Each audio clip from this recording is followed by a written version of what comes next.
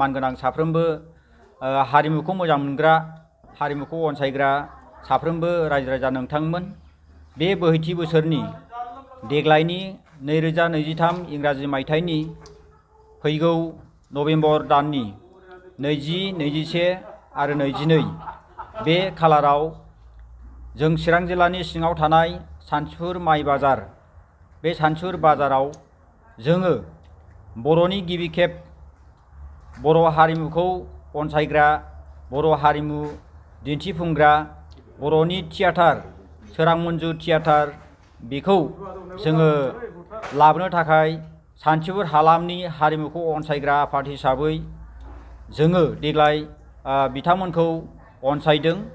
दा बेखायनो बे हारिमु एबा सोरां मन्जु थियाटारखौ नायनो मोजां मोनग्रा साफ्रोमबो जोंनि बे चिरां जिल्लानि सिङाव थानाय हारिमुखौ मोजां मोनग्रा आइ आफा बिदा फंबाय बिब' बिनानाव नोंथांमोननिसिम आंनि गोसो गोरबोजों बयखौबो गुरैयै खावलायहरो आरो अनसायहरो आरो नोंथांमोननिसिम आखाइ खजबनानै खुलुमहरो।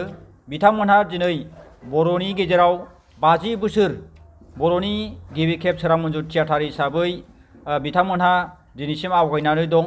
दा बिथांमोनखौ अनसायनो थाखाय बिथांमोननि दिन्थिफुंनाय देग्लायनि बे बोहैथि बोसोरनि जाय दिन्थिफुंनो गोनां माखासे गावसिनि माखासे दिन्थिफुंनो गोनां माखासे माबा दङ मा होनो बेखौ गावसिनि बावथिनाफोर दा बेखौ जोङो सानथामनि थाखाय दिन्थिफुंनो लादों।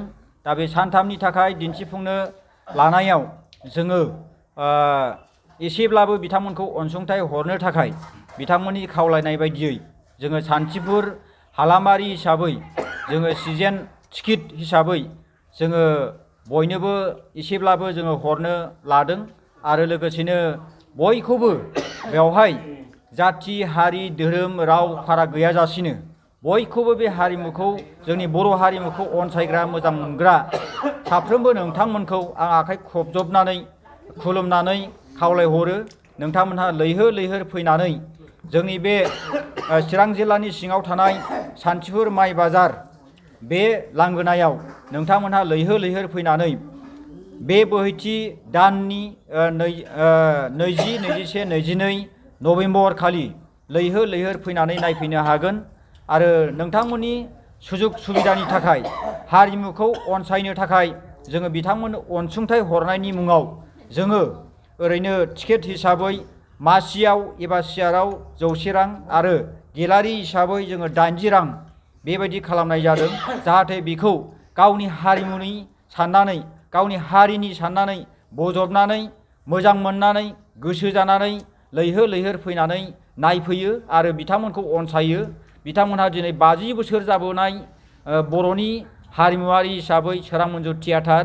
दा आङो बेखिनि बाथ्राजों बयनोबो चिरां जिल्लानि सिङाव थानाय सानथिफुर माइ बाजार बे थावनियाव खुंफुंनो लानाय सोरां मन्जु थियाटारखौ खुंफुंनो थाखाय खुंफुं आफाद हिसाबै सानथिफुर हालामनि हारिमुखौ अनसायग्रा आफाद हिसाबै बयनोबो आं जोबनायाव खुलुमनाय सिबिनाय अनसायनाय बावनानै आखाइ खजबनानै आर'ज गाबो जाहाथे बै समनि जानो गोनां नभेम्बर दाननि 20, 21 आरो 22 बे खालार खालि बयबो जाहाथे लैहोर लैहोर फैनानै नायफैयो।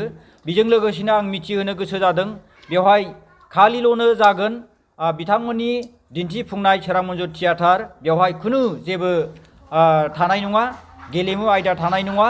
जोङो हारिमु हिसाबै जोङो बे थियाटार बेखौल' जोङो दिन्थिफुंनो थाखाय आखायाव लादों।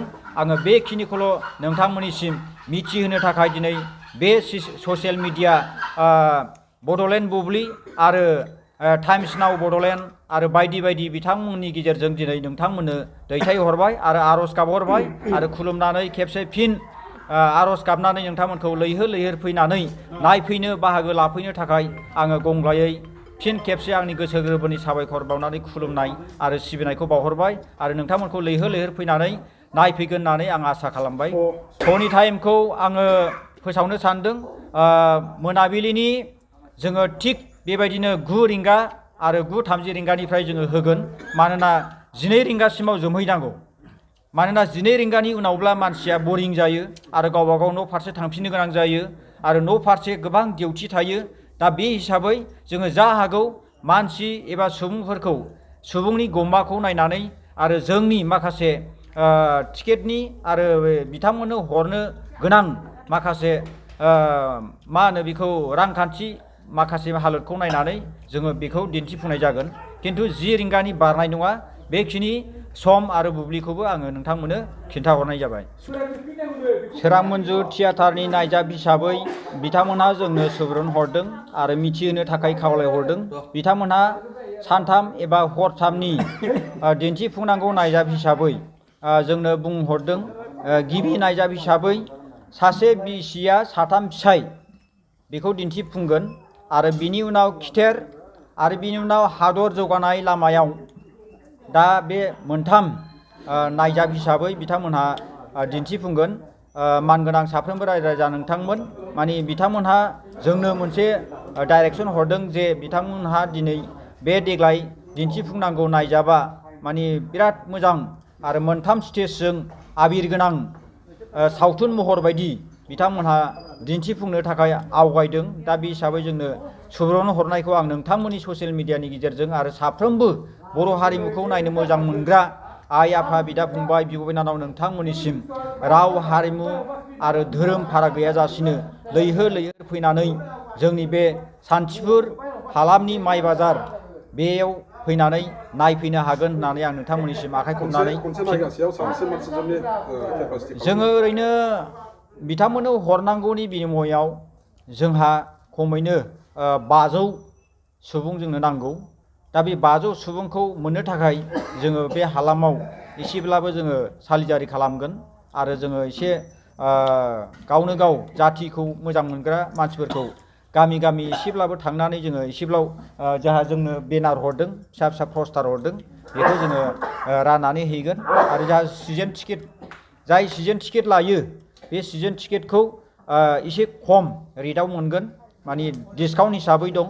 दा बेखौ जोङो सावरायलायनायनि गेजेरजों जोङो गामि गामि हैगोन आरो गोबां गामियारिनि नायग्रा हारिमुखौ मोजां मोनग्रा बिथांमोनहा बिहरगासिनो दं।